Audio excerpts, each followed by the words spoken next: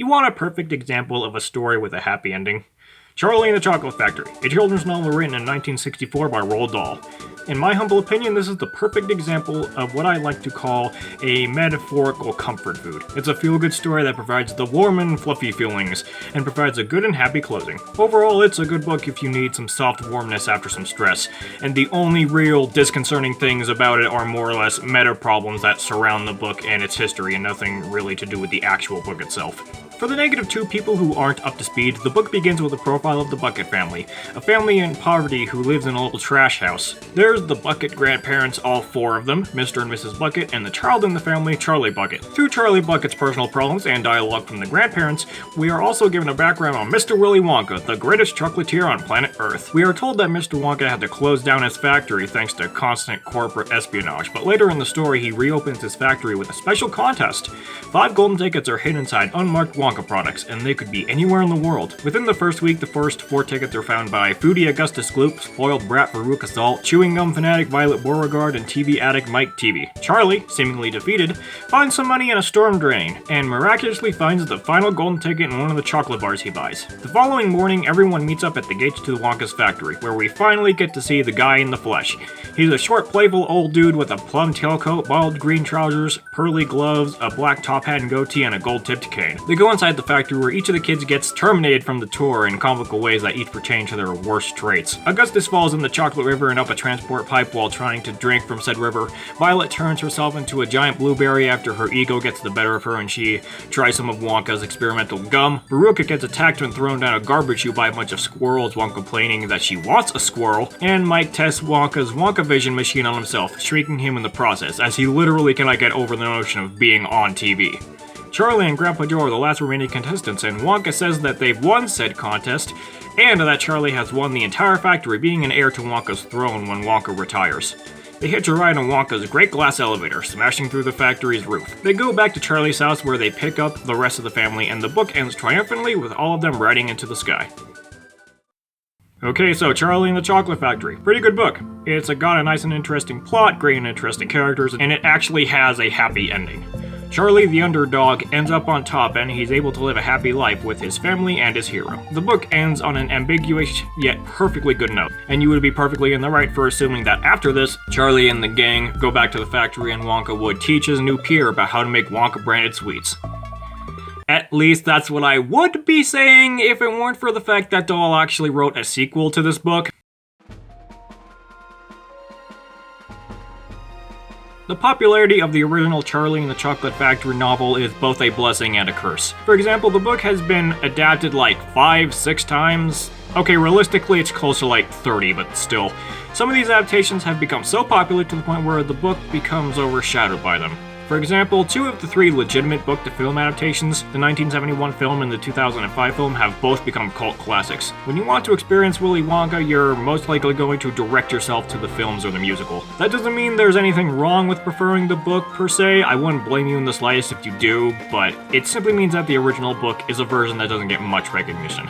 Rather ironic considering it's literally the genesis of the franchise. The book itself does still get recognition though. Especially in the UK since that is where the books were born. I mean, it kinda has to, it's where those film adaptations came from. However, as I've said before, the films tend to overshadow the books. So not a lot of people actually know this, but there was actually an official sequel to the story that started the entire franchise. Allow me to repeat that.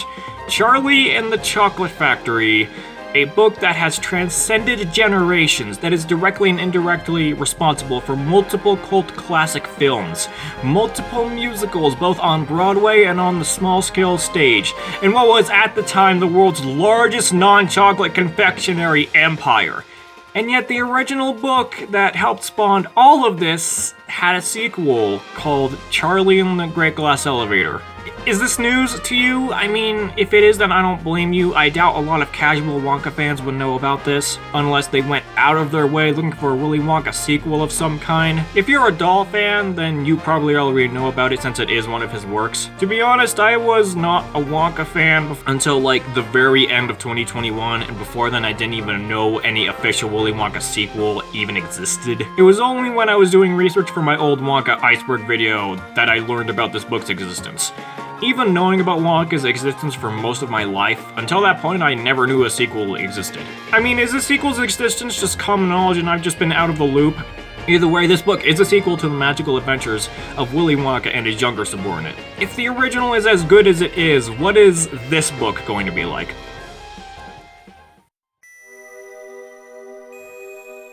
Charlie and the Great Glass Elevator picks up exactly where the prequel left off, with Mr. Wonka and Charlie Bucket's family flying high in the sky.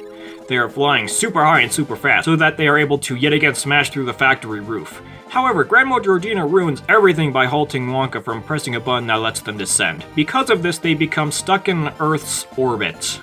Wonka then directs everyone's attention to the Space Hotel USA. A huge, extravagant space capsule for rich people to use as a hotel.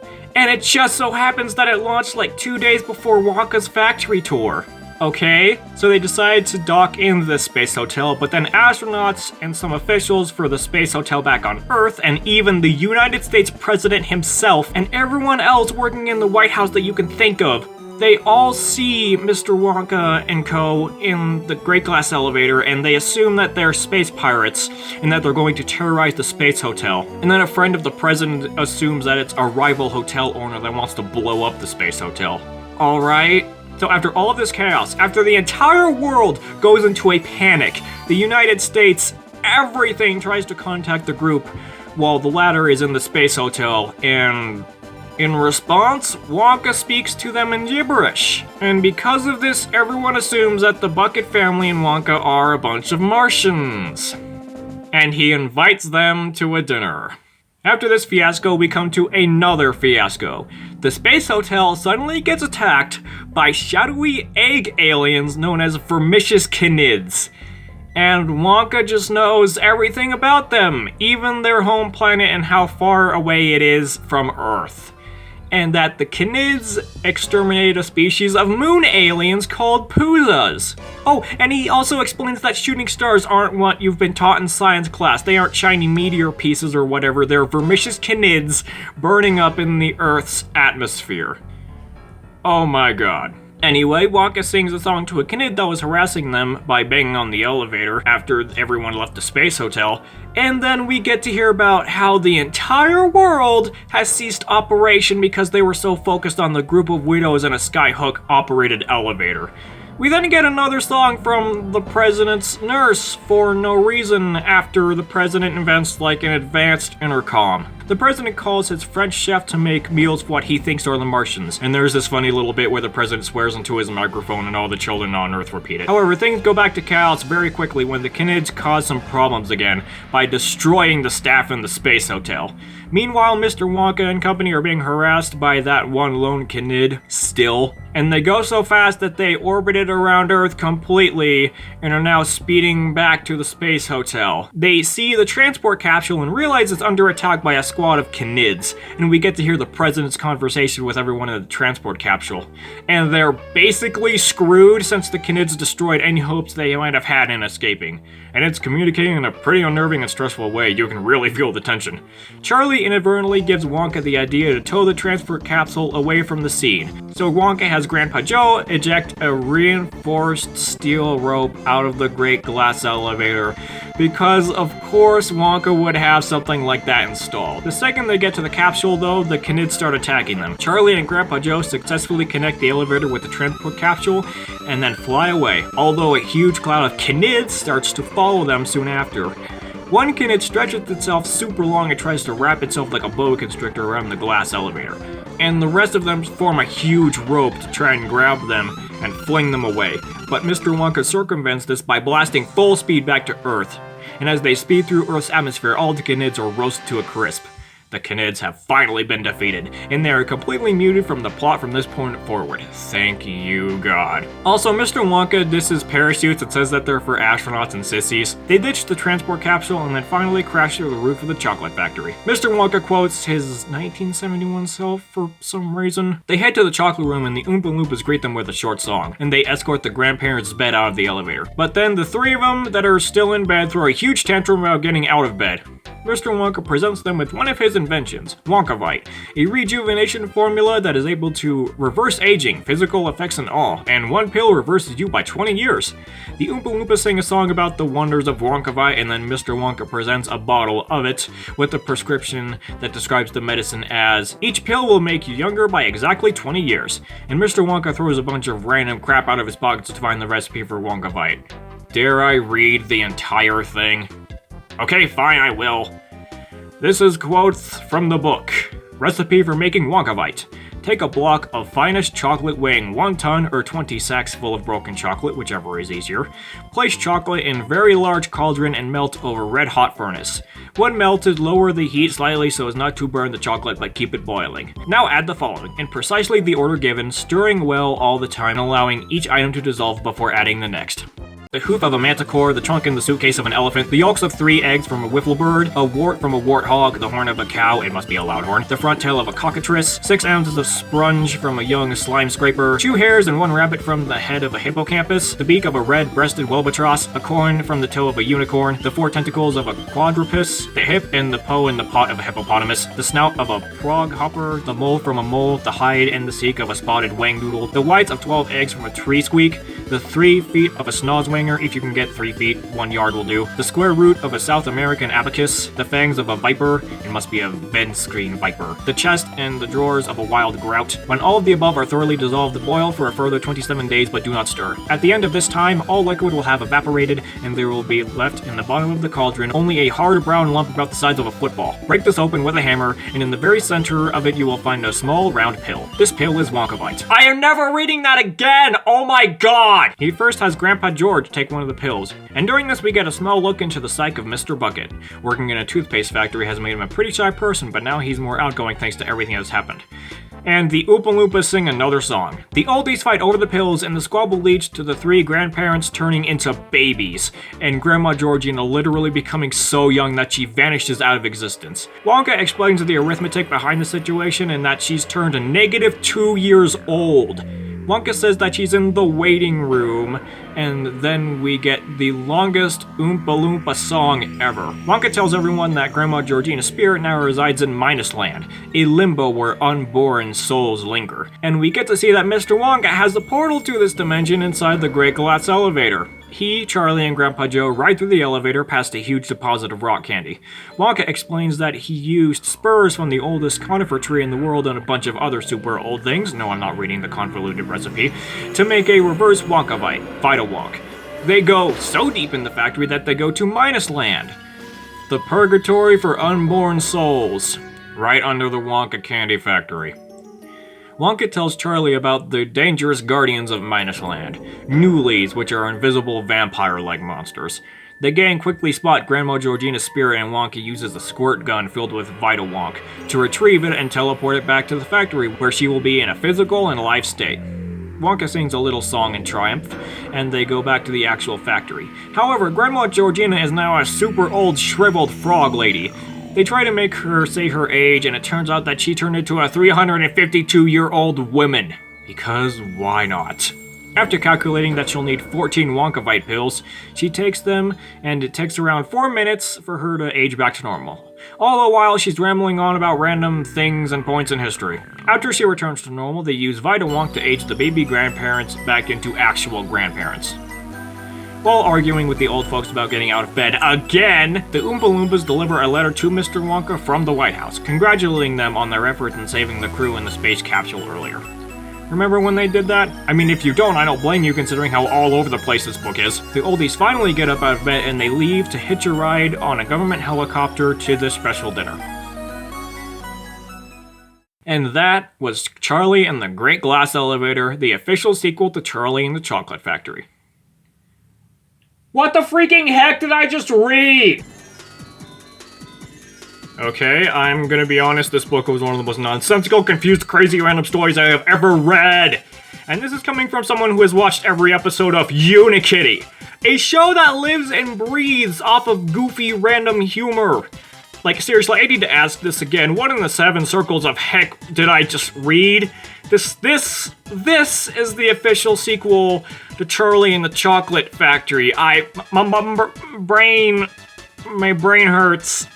Okay, so let's actually review this book. Despite my outrage and despite how out-of-this-world ridiculous this book was, by itself it's actually a pretty good tale. If there's one thing that this story does excellently, it's making you want to know what the heck is going to happen next. The story takes a lot of twists and turns, and considering this is Willy Wonka, you never know where the story will go next, and it's something I will definitely applaud. Especially since this chapter novel is aimed at children around 6 to 12 years of age. If you have a book around 90-ish pages, it's important to keep the kids captivated, and this story does a great job of doing just that. This story also does a great job of establishing setting and tone, especially during the parts where the Vermicious Knids are causing havoc. Dahl does an awesome job at creating stress and tension in the situation. It genuinely feels like something out of a sci-fi horror film.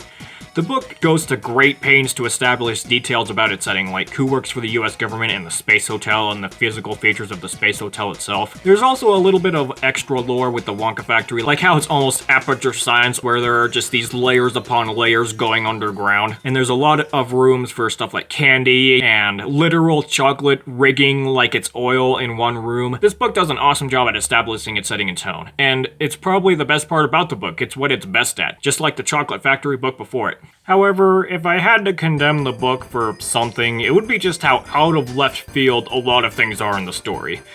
This book requires an almost irrational amount of suspension of disbelief, like the Vermicious Knids. These are aliens, literally from what is likely a rogue planet millions and millions miles away from our solar system, and the fact that Wonka just knows about these aliens out of nowhere, and he knows a lot about them and their biology and stuff. Their existence, the fact that he knows about their mere existence is cause for concern. Oh, and the fact that Wonka knows about how the Vermicious Knids, they led to the extinction of a bunch of aliens on the moon. Oh, and there's also the fact that Wonka knew about the existence of aliens on the freaking moon! Look, I'm sorry, but I don't find any of the Vermicious Knid exposition stuff fun or interesting. I just find it stupid. I do like what they do with them in the story, though. It does a great job at stressing a wild conflict. Willy Wonka and the Bucket family literally stop an alien invasion from attacking a US space hotel. Also, speaking of the Space Hotel, it launched 2 days before Wonka's factory tour. It's a gigantic space capsule that is literally a hotel that launched 2 days before a tour of the greatest candy factory on the planet. You don't think that in the original book that there would have been at least a mention of them launching the Space Hotel, considering how much of a huge achievement that would be for the entirety of humanity? Like, this book was published nearly a decade after the original, and after the release of the 1971 film. You know, the 1971 film adaptation with Gene Wilder, which later became one of the most popular cult films of all time, to the point where it was selected to be archived in the National Film Registry at one point. The film whose popularity probably jeopardized this book's success. What the heck am I even talking about? Anyway, the first book and its sequel were released like 8 years apart, so I can understand the whole Space Hotel plot hole, but still. Most of the new stuff in the book just comes out of complete nowhere, and while they do integrate themselves pretty well into the plot, and they play off of other aspects of the book very well, their existence just kinda raises a lot of eyebrows. Like, again, the Vermicious Knids in the Space Hotel, and the president just has this secretary who sings a song about some invention he makes that literally has barely any purpose in the plot. Like, the president pushes to invent this intercom thing after he has trouble contacting a friend of his in Russia. Again, rather ironic considering this book was published in the 70s. And he makes this upgraded intercom, and everyone in the White House is just in an uproar about it. And his nurse/secretary sings a song about it. And this intercom invention is never mentioned again in the plot. Like, why? What is the point? At least with the miscellaneous stuff in Wonka's factory, like the rock candy mines, it's part of Wonka's factory, an integral part of the plot for both books. So it makes sense that there would be some random exposition and fluff for it in some parts of the book. But at the same time, we get to the part where Well, have you ever wondered what your existence is like before you're born? Yeah, well, ignoring the idea of reincarnation, apparently before you're born, your spirit is in limbo. And it just so happens that Willy Wonka has a magical glass elevator that is easily able to access this limbo, and he can access it under his factory. What in the forever frickin' frack? Next thing I know, this dude is going to build an evil robot version of himself so he can maintain his candy empire and his sister factory in like the United Kingdom or something, and he can make chocolates based off of literal computer viruses. Jokes aside, a lot of stuff in the Great Glass Elevator is so random and outro to the point where it's just... I enjoy it, but at the same time, if you're reading it for the first time, it just leaves you feeling so confused. Now, what do I think of this book's status as a sequel? As a sequel to such an iconic story, it's surprisingly not as mediocre as I originally thought it would be. I remember first listening to like the first couple chapters when I first heard about this book last year, and it just left a weird taste in my mouth because of how literally out of this world this book is. But for this video, I read the entire thing, and I think it's pretty good. It does some nice and cool things with its characters. There's some development for some other characters who barely got a chance to shine in the original book. And it follows some insane and genuinely enjoyable adventures where Wonka and the rest of the cats get a chance to bond. In all, I think that this Wild Charlie and the Chocolate Factory sequel is overall okay. And believe me, considering some of the actual factual crap that I've seen this franchise spit out, this official sequel to the story that started it all actually being decent is, for lack of a better term, a sigh of relief. And this book, unlike its prequel, has absolutely no film adaptations going for it. Now, I do know they're gonna make a Willy Wonka Netflix cartoon which will be adapting both books. This actually isn't the first time a Willy Wonka cartoon has been made. One time, in 1983 specifically, they made a Swedish miniseries that adapted from Charlie and the Chocolate Factory, and that turned out great. However, that was made by a small team and was produced and aired by Sveriges Television in Sweden, who may or may not actually give a crap about the properties they touch. As for the Netflix cartoon, it's Netflix, and in layman's terms, Netflix has been a bit of a party pooper when it comes to animation. If all of the Netflix animation drama last year is any indication. I have low hopes that the Great Glass Elevator cartoon will turn out to be something spectacular, but I have heard that Taika Waititi will be directing everything, which is comforting to hear considering his amazing work on other TV projects. Who knows, maybe the Netflix cartoon will turn out to be amazing, maybe it'll be the worst thing ever. We'll just have to see. Charlie and the Great Glass Elevator is a great book. If you want a continuation of the wacky adventures of Wonka and Charlie, it's a pretty good novel for what it is. The randomness might be a little too much for some to handle, but if you can get past that, it's another one of Roald Dahl's classics. Here's one final piece of trivia. There was originally going to be a threequel titled Charlie in the White House, which would have picked up where Charlie and the Great Glass Elevator left off, where the cast got to go outside and meet the president. Only a single draft of the first chapter was ever completed to my knowledge, which is really sad.